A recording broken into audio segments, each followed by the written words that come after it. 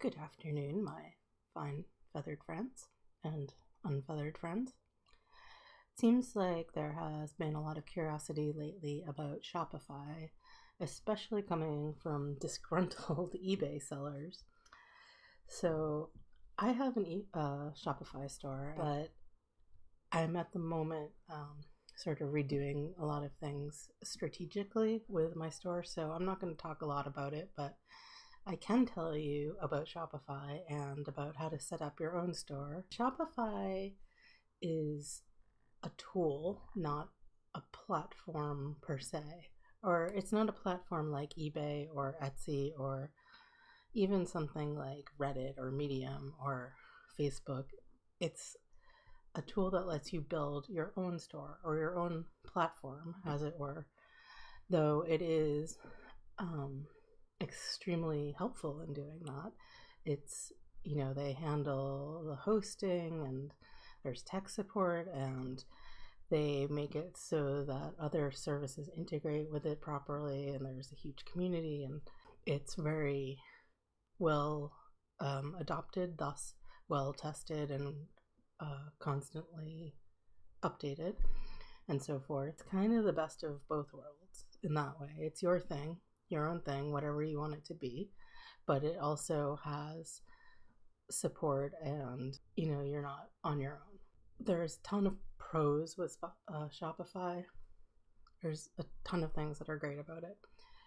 The one thing that is the big drawback or can be very difficult about it is that you have to do your own marketing, because it isn't a unified platform. Like, you're not going to just go to Shopify and see what stores are out there. You're going to have to know that a certain store exists and go to it.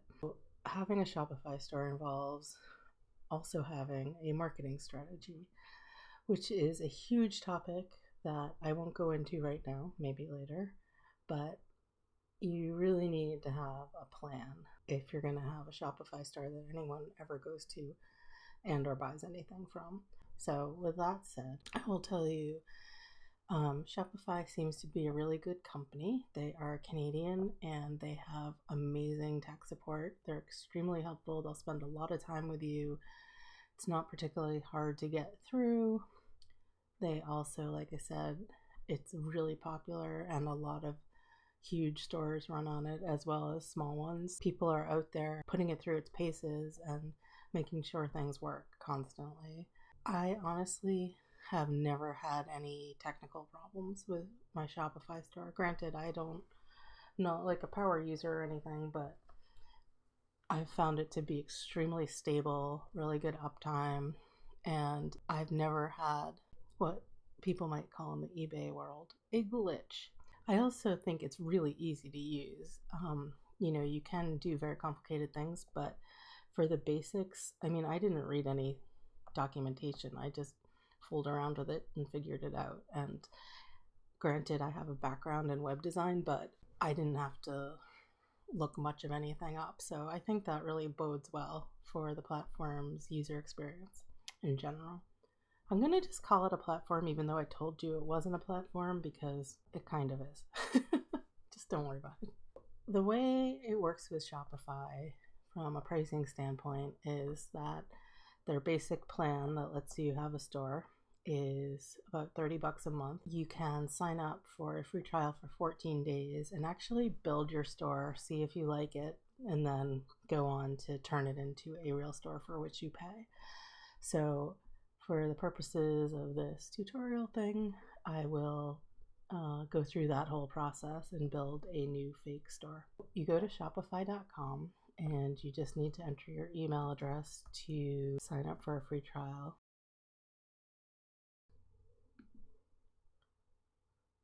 And you create a password, of course, and it says this is the URL that customers will use to visit your store. You can also buy a custom domain and connect it to the store. So that's what I'm saying. For now, you have this sort of generic URL they give you, and in the real world, you'll want to connect it to your real domain name, which you buy wherever you want to buy it. Then you connect it to Shopify. So let's create Next will come up this dialogue that asks you a bunch of questions, and you can totally fill it out. I think it might customize your experience a little bit. I'm going to just hit skip for the sake of this tutorial because it is optional. Final step is to fill in your personal information, which again I will do without you looking. Sorry.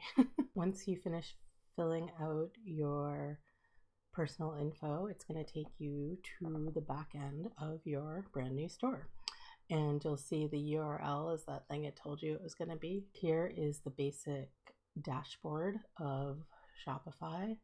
Here is some news and updates and stuff that it always gives you, just like what's going on in Shopify land. To start, we have to set up several things to get our store going. I'm going to start by going to settings at the bottom here. In settings, the first thing you're going to want to do is edit your basic information at the top. Click edit, and you can choose an actual store name, not the one they gave you. Then you can also add the legal name of your company if you want, if you have one, and your industry if you want, if you have one. The email address that you put in will populate both fields, but you can specify different ones if you'd like. This is what Shopify uses to contact you, and this is what customers see when you email them. After you finish the payments page, you're gonna wanna go over to the checkout page, and almost everything on here you can just read what it says and decide what you want to do. I'll point out a few things that I think have an option that is better than the other options. Chiefly for customer accounts, I would choose accounts are optional. That way your users can check out as a guest, or they can set up an account and use it when they come back as a repeat buyer.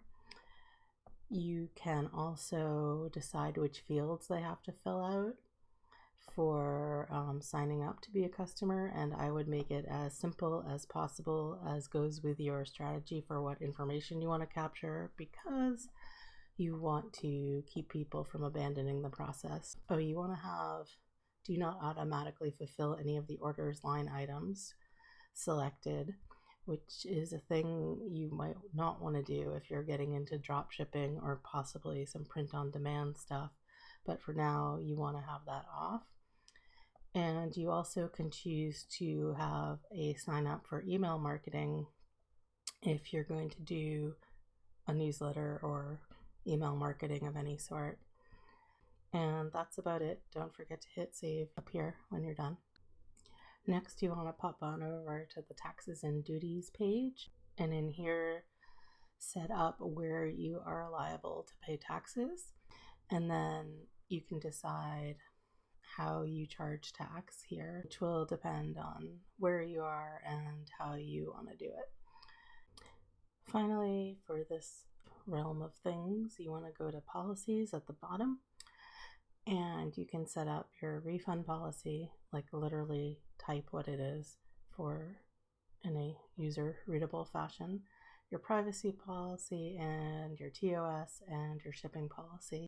If you want for these guys, you can do create from template, and Shopify will pop in this really fun standard TOS for you, and you can read through it and change anything that doesn't suit. Same for all of these. Well, I guess shipping you have to write yourself. You do not have to do these things, but it is probably a good idea. That's the basics of what you need to set up to get started. There's a few other things that are important, like your shipping rates and policies and how you're going to ship, but I'm going to assume that you're not going to know that until after you add some products, so I'll come back to it. In the next video, I will show you how to actually set up your store, like the user-facing part, and add some products. I hope this was helpful. If so, please do hit the thumbs up, subscribe if you want. You can now buy me a coffee because I need lots of coffee. And thank you, and take care.